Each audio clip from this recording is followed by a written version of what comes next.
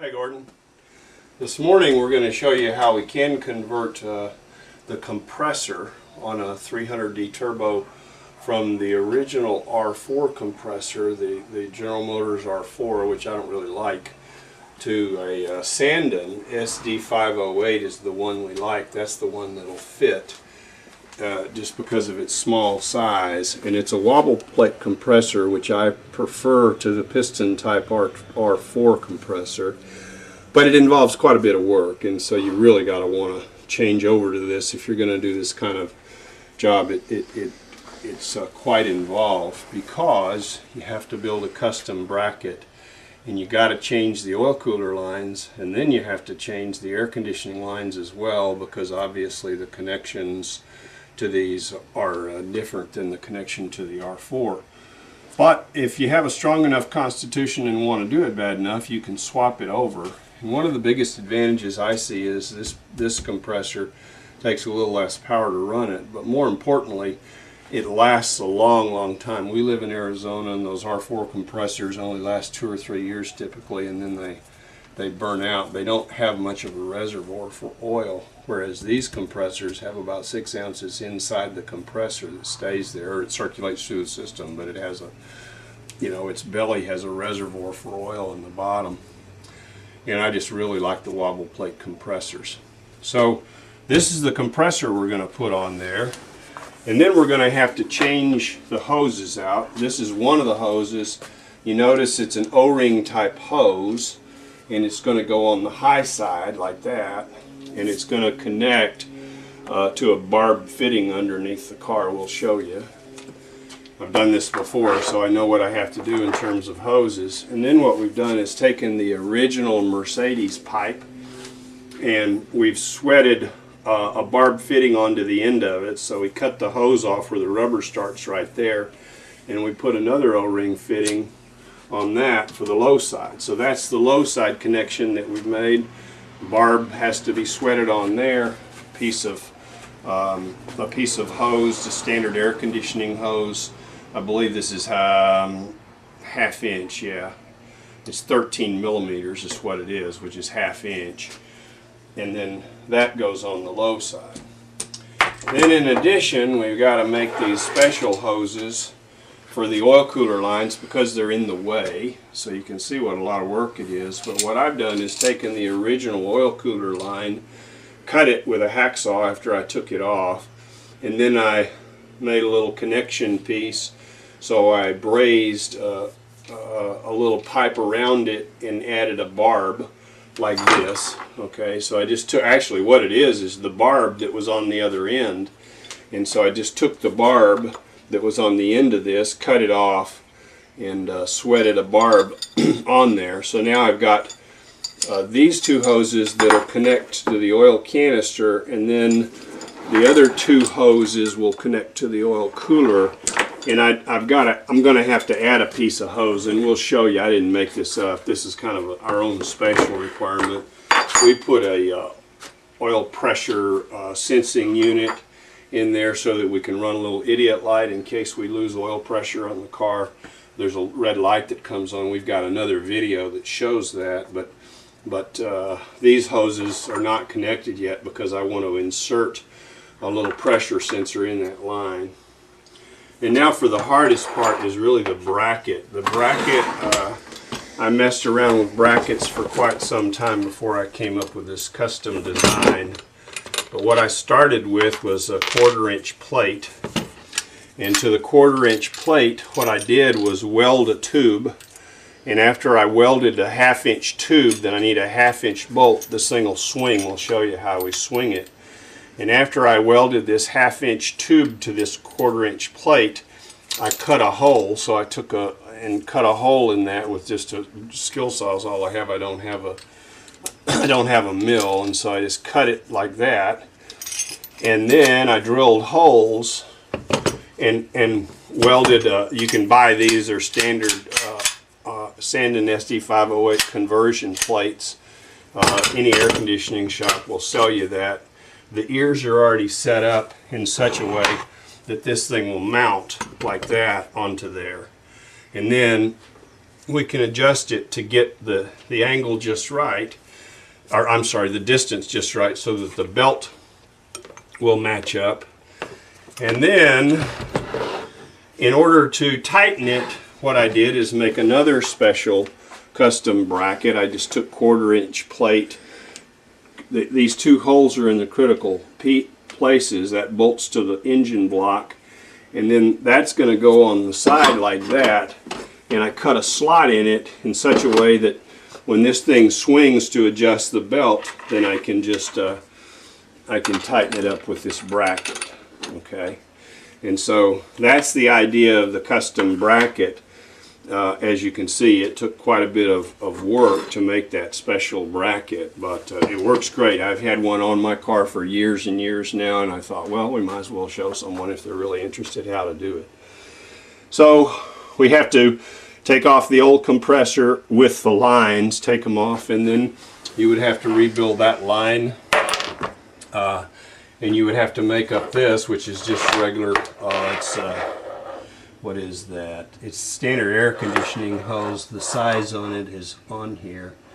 It's 13/32 or 10 millimeter hose instead of this 13 millimeter hose on the low side. The high side is 13/32, 10 millimeters. And so I just put the fitting on there, and then that'll go on the barb on the other end. We'll show you. And then the belt I'm going to use, and I think this one is the right size. I like either Gatorback or Goodyear belts. This one is a Gatorback. It's a 9400 XL, a green stripe belt. It came from CarQuest, but I like, you know, good, decent belts, and this one is of that variety. So let's first of all pull off the old air conditioner and the lines. Then we got to pull the oil cooler lines, and then we start mounting this back. And of course, the first thing you have to make sure is that your compressor and your system already is evacuated, so that you don't have Freon or refrigerant still in the system.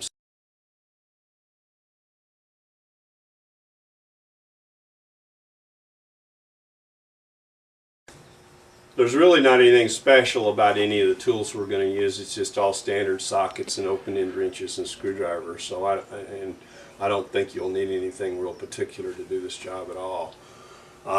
We're going to use R12, so we're not showing the charging of the system, because that has to be done by someone with the right equipment.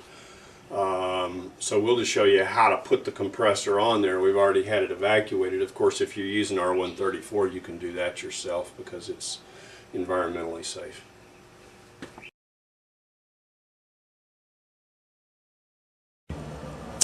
Now, Gordon, the first thing I'm going to do is remove the air conditioning lines from the compressor. And that's just a 13 millimeter bolt. Oh, sometimes these things are tight. That goes through there. That holds the bracket on. So that's the first thing I'll take off. And then after that, these R4 lines are welded together right here. So that is a 15 millimeter bolt right in the middle, and so you just have to remove that bolt, and then the lines come off. Sometimes there's a little bit of gas pressure left if they didn't evacuate it all the way. Let's see how good they did. A little bit, not much.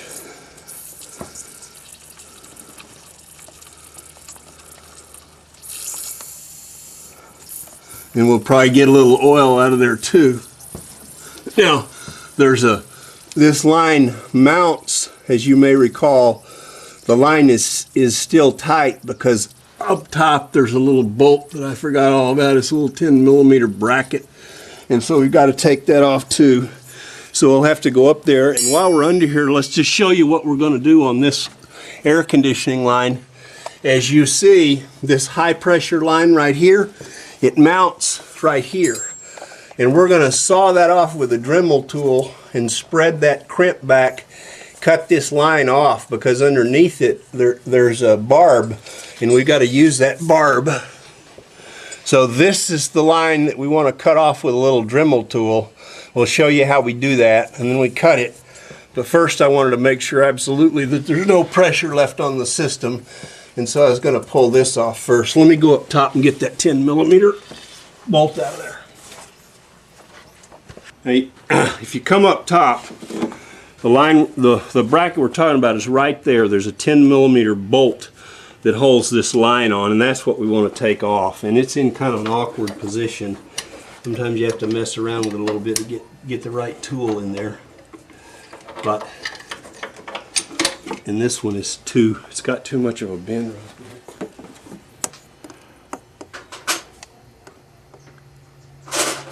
Now I got that 10 millimeter bracket off there, and now I'm going to pull this big hose off at the top, and you're going to have a couple of pretty big wrenches. As it turns out, that's a 27 millimeter. You may not have that, but a crescent would work, just some kind of a big tool to crack this nut loose right here. And so this is the line, the hose we got to rebuild. So I already have one from another car, and you see this is what I was showing you that was rebuilt. So right there, what I did is just Dremel off, take a saw and saw this line off right where it connects right here, and that's where I put the barbed fitting. So now this line has several brackets that hold it on, and as I recall, you have to take off the control module for the cruise control in order to get this line off of there, and that's a 10 millimeter. We might as well pull it.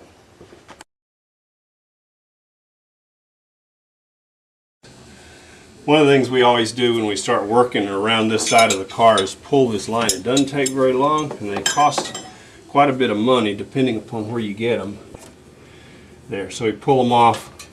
You could do it either way, just to save those nipples and to not risk it. You could pull off the vacuum lines at that point.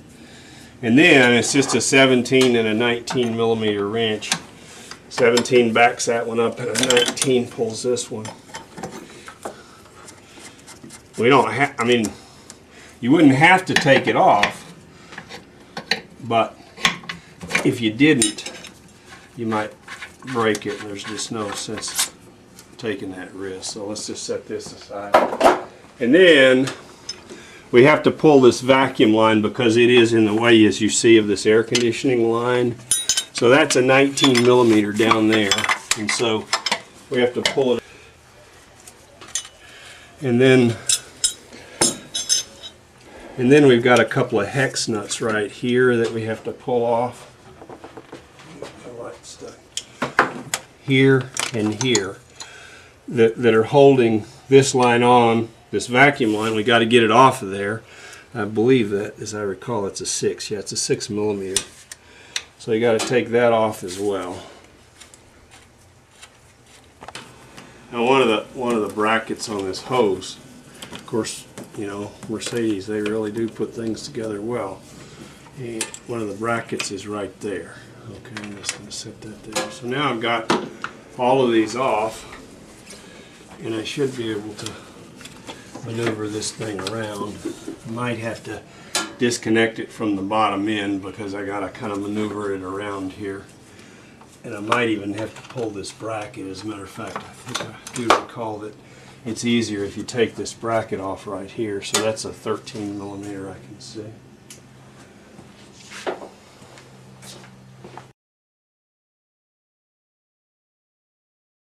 What we're going to do is we're going to Dremel that little crimp right there just in a moment. I'm really close up there, but I just want to be careful around the neck of the.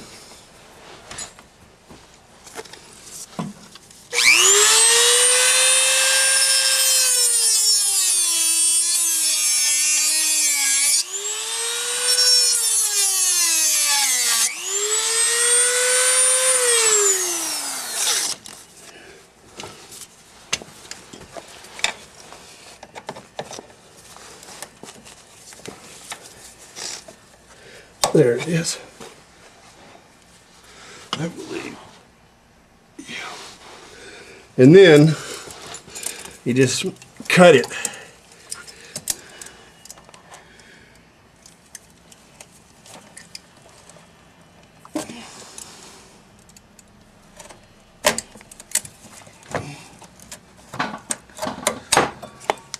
Now see, I didn't hurt it, and that's a perfect barb for sliding our hose over. So that's what we have to do there. And then I've almost got this off. So just go ahead and finish pulling. That was the 15 millimeter. Pull on this line.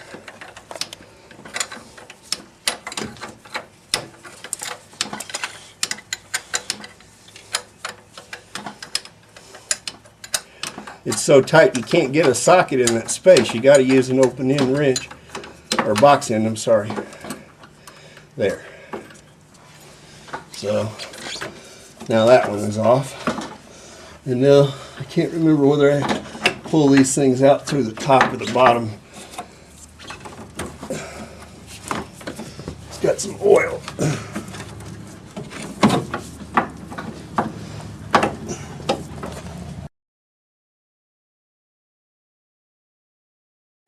Okay, that I'd forgotten all about this. That hose is hard to get out of there just because the compressor and the oil lines are in the way, and I got to pull the oil lines off anyway, so I might as well just pull the connection off now. If you look down here, there's a little 10 millimeter nut right there that holds the oil line brackets to the compressor.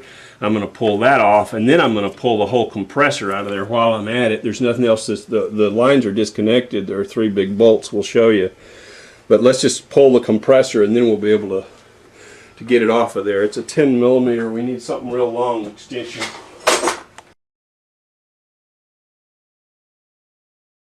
Oh, clamp off there. It holds those lines against the compressor.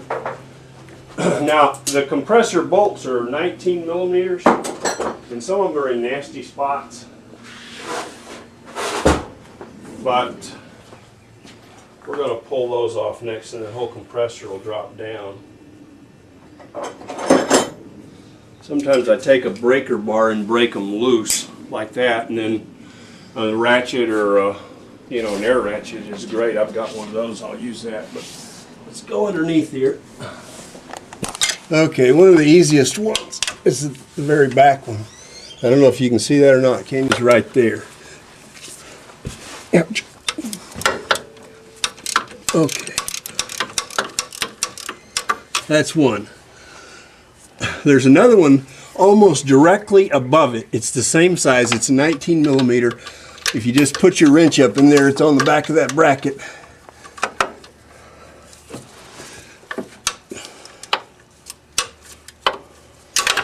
And so I got that one loose, and then the third one is right there. You see that? Let's see. It's over against the frame of the car almost.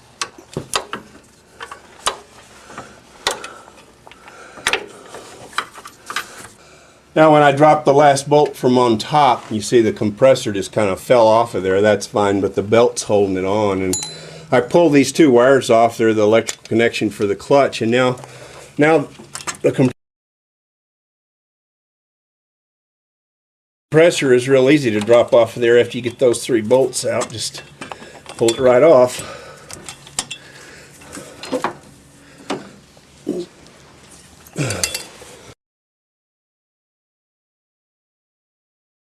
Okay, I'm going to pull this bracket. It's held on with 3 bolts, big long ones. And they're kind of in awkward spots. I might need an extension to get back out here on that one. Let me get a short extension.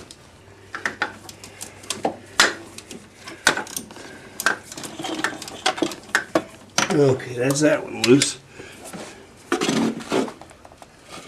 Now, the bottom 2 I'm going to do from underneath, and Gordon can film from on top.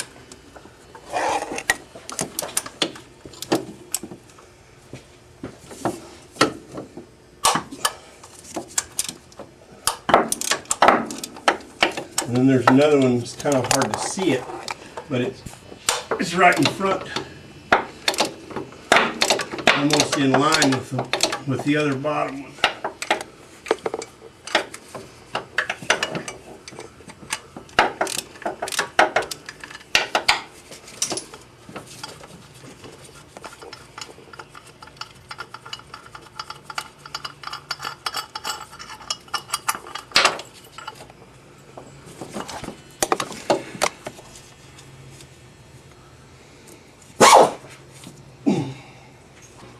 Okay, the bracket's gone. There's the top, bottom.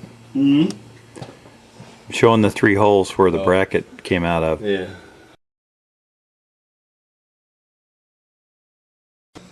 We're going to pull these oil cooler lines off, and as it turns out, this car needed an oil change, so I don't have a lot of oil left in the car. But if you did this, if you pull this oil cooler line and still left the oil in the car, all the oil that was in the oil filter canister would drain out, and you would have a real mess. As it is, I'm going to have somewhat of a mess because the oil cooler is still full, but at least the canister is drained because we're changing the oil while we're doing all this. So if you time all this around an oil change, it'll save you a little bit of trouble anyway, because you have to drain it anyway. Now, to pull the oil cooler lines off at the oil canister, we made a special, what we did is take an old crescent wrench and grind the edges off to make it real flat, because we need to back that nut up, because sometimes that'll turn. There's a nut that's in the oil filter canister, and we need to have something as a backup so that we can hold that at the same time turning this.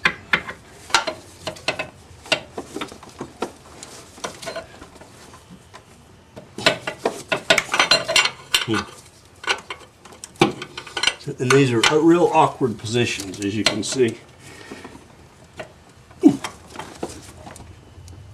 Got it. So once I break it loose, I don't need that backup anymore. Now you got to take the top one off before you can even get close to the bottom one.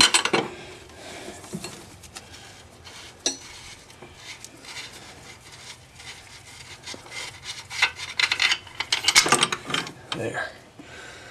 Now, with a compressor out of the way, this line ought to be easy enough to get off. There is one bracket, as I recall, down there in a long 10 millimeter. I'll show you where it is. If I'm lucky, I won't require a wobble socket down there.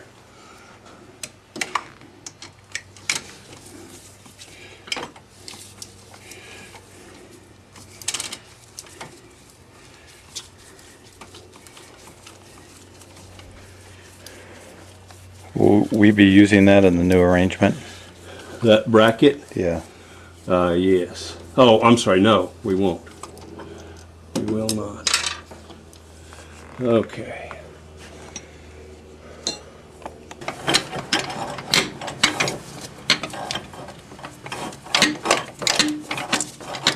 I can't see if there's anything else holding that or not, is there? I don't think so. It's hooked on right here.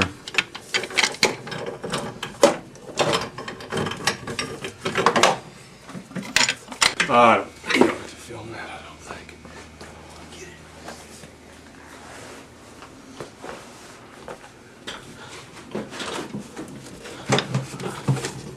Hang on, there we go. Oh, hang on, it's cooked. Okay. Wait. Rotate it, there you go.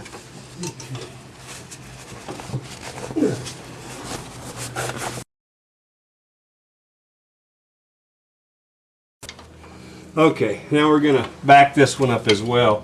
And it's in a tight spot. We've gotten the top one loose and out of the way. You see it right here?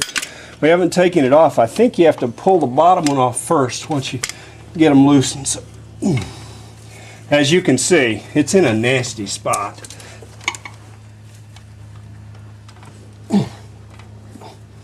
Even with a huge wrench,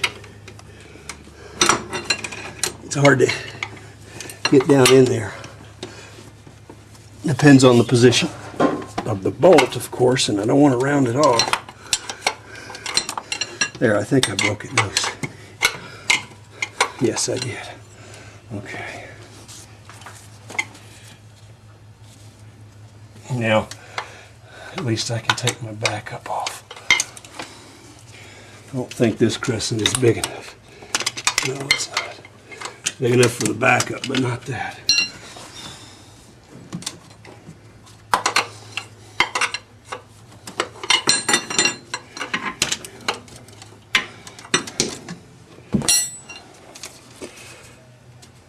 There.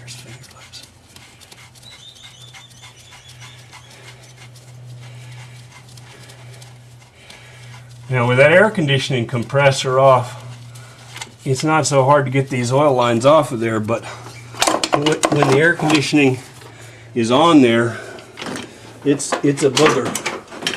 I think you have to take this one off first, as I recall.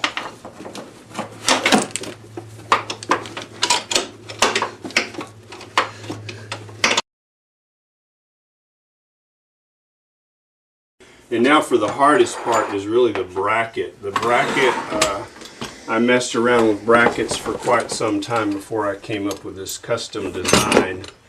But what I started with was a 1/4-inch plate. And to the 1/4-inch plate, what I did was weld a tube.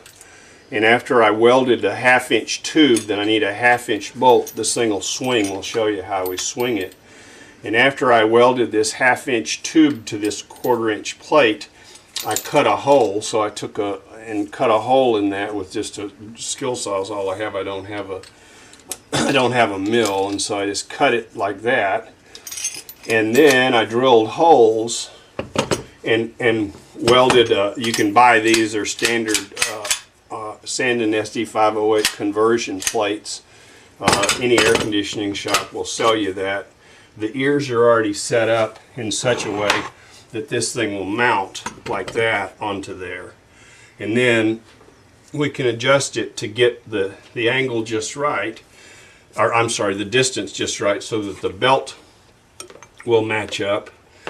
And then in order to tighten it, what I did is make another special custom bracket. I just took 1/4-inch plate. These two holes are in the critical places. That bolts to the engine block, and then that's going to go on the side like that. And I cut a slot in it in such a way that when this thing swings to adjust the belt, then I can just I can tighten it up with this bracket. Okay.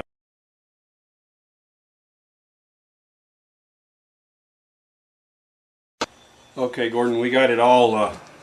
We got it mounted, not all the way, but partially, and so what we want to show is our bracket and how it works. You see, we mounted the little compressor to the 1/4-inch plate, and then there's a piece of the block about 2.5, 3 inches thick right there, and that's where our bolt goes.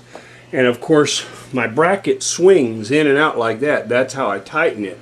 Now, I haven't put the second bracket on there. The second bracket is going to go in this hole right here and this hole right here. And let me show it to you. So if you noticed once before, when we showed you this on the workbench, you see all the way down at the bottom, we welded a little piece of angle iron with a hole through it. And that's how we're going to tighten our belt up, because we're going to swing the compressor pivoted on that bolt. And this mount, these two holes are going to mount there and there. This plate is welded at a 90-degree angle like that. This little cutout is made for the oil dipstick tube. A little indentation actually in the pan there where the dipstick tube goes in. And notice on the back I had to dish out a little bit because the oil dipstick tube again is kind of in the way of a flat piece of steel. So I dished out the back of this a little bit. So we need to put these two bolts, 13 millimeter, one there, mount that, and then we've got a bolt that will put through that angle iron, and we've notched this out so the whole thing will pivot, and it's just right, just fits. So we're going to put this on there and then adjust the belt. Now we've already mounted the belt too, and you can see that the big bolt is up here and now we're looking from below. So we mounted our compressor in such a way that the service valves are up on top of the engine, and this little sliding plate we were able to adjust the front and back position of the compressor so it lined up with the belt. And then we've got a bolt up here and it swings on that, and you see we've got the belt on and it's just a fit. We've got to have it real tight even to begin with, and so what we did is put it on there and start it and turn it, with a 27 millimeter crank pulley bolt. So we twisted the belt on there. You can see it's kind of loose that way, but that was the only way to get it on. The point is that it has to be tight because there's so little play between this compressor and the frame of the car that we can't be dealing with a real loose belt to begin with. So after we mount our other bracket, then we're just going to tighten it up and it'll be sweet.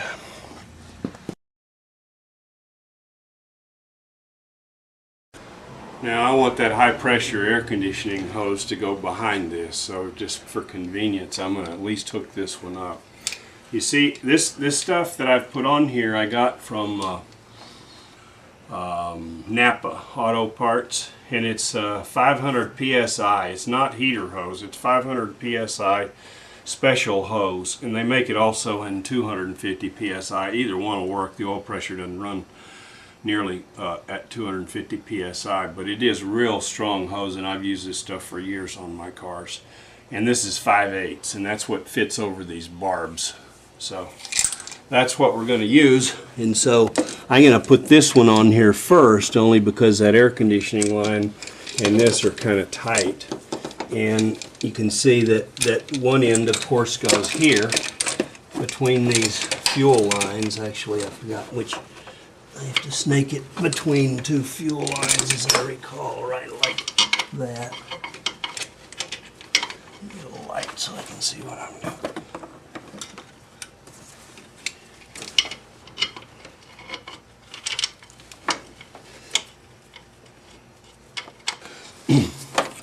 So I put the bottom end, the bottom one on first, of course, and see, I made it of such a length that it fits right between these fuel lines, and this, of course, will go underneath like this. But I wanted to get all this done before I put that small hose on there, just to make sure that I had it in the right position. Now I think I'll go ahead and get this one started underneath.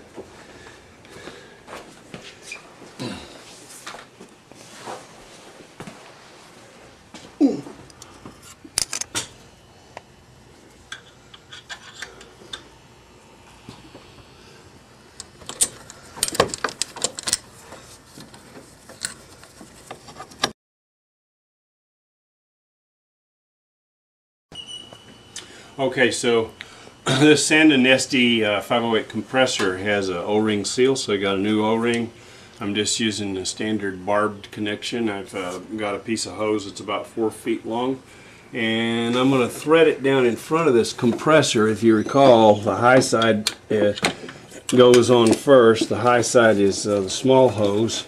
It's on the inside of this particular compressor. So we're going to go in there.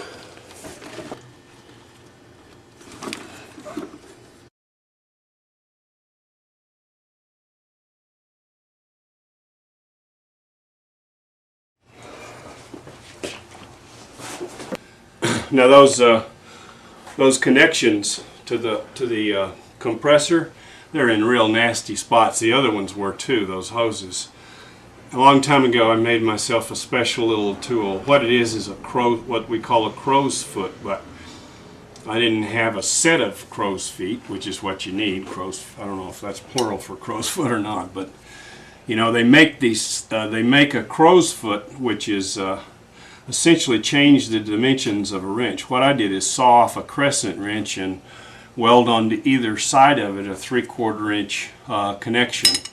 So essentially I changed the dimension of my tool. I changed the angle of my tool that way, and I'm able to work down in a tight spot like that with this tool. See if I can find a normal crow's foot if you've never seen one. Here's one. I just didn't have a crow's foot that was big enough, so I custom made one. But you can buy a set of these at Craftsman. You're going to have to find a set big enough to go over those big nuts on those fittings. So what I want to tighten is that line, and I put it on either side so I can have several angles to work with when I built this wrench.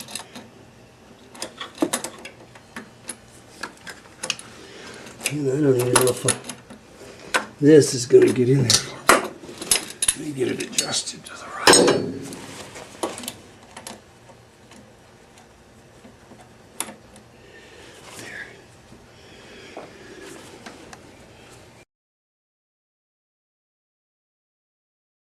The low side is the one that I always had trouble with. Let's take that cap off. And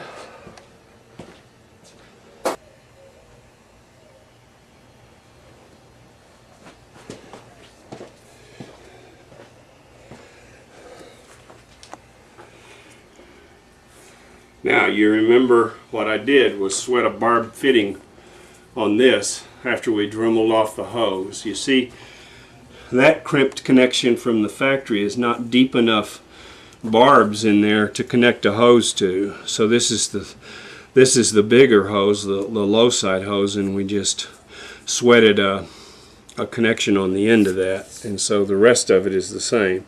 The reason I did all that is because I always like these service ports that Mecedes makes on this low side. I wanted to keep them. That compressor has service ports on it, but those service ports are in nasty positions down there at the bottom, and I don't like that, so I want to use the service ports that are available. So put the low side on down here, and then we'll thread this connection up on, thread this hose where it belongs on top.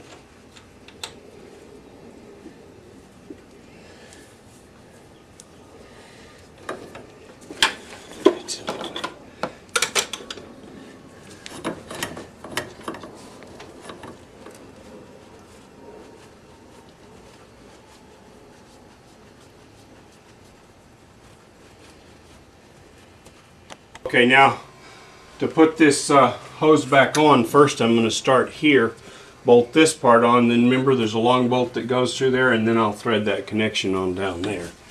And I've already sized all this hose up and everything to fit, so.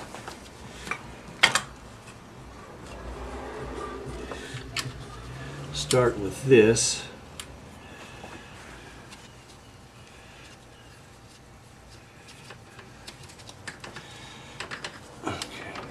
That one started. Let me find that long bolt right there.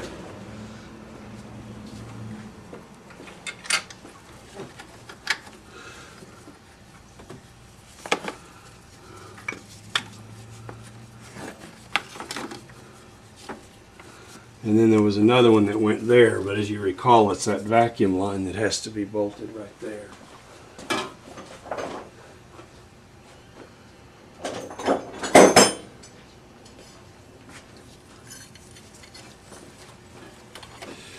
The vacuum line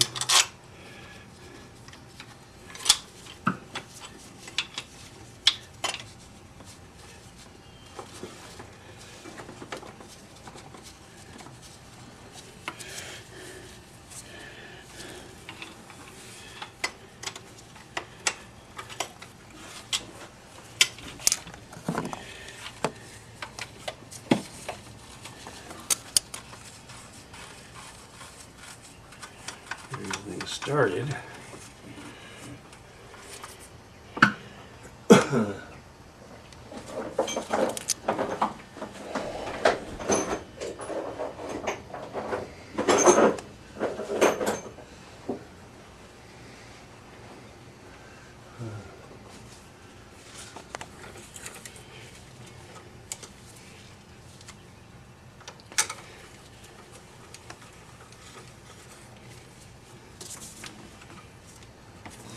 Now we're to the big hose, and here's a perfect application for my tool, because that hose, I assure you, is in a very, very nasty spot. And so by changing the plane, I can get down there and tighten it very nicely this way.